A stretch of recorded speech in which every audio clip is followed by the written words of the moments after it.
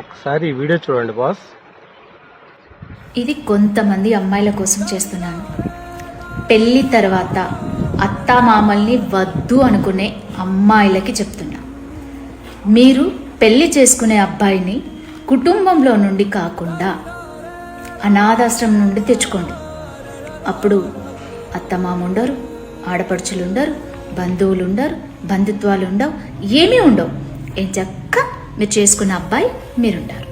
ఓకేనా? అంతేకాని పెళ్లి చేసుకొని ఇంట్లోకి అడుగు పెట్టగానే అత్తామామల్ని ఆడపడుచుల్ని దూరం చేయాలి అనుకునే అమ్మాయిల కోసం ఈ వీడియో. ఓకే? తనకి అమ్మా నాన్నలు కావాలని ఉంటుంది, తనకి బంధువులు కావాలని ఉంటుంది. నిజమే కదా. అబ్బాయి గురించి కూడా ఆలోచించాలి కదా. గోల్డెన్ వర్డ్స్ అన్ని కూడా మీ సైడే మనకి కాదు.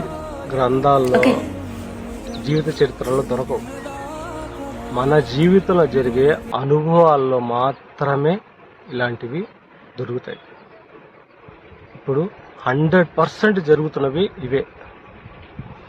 ఇప్పటికన్నా కొంచెం కళ్ళు తెరవండి, కొంచెం ఆలోచించండి.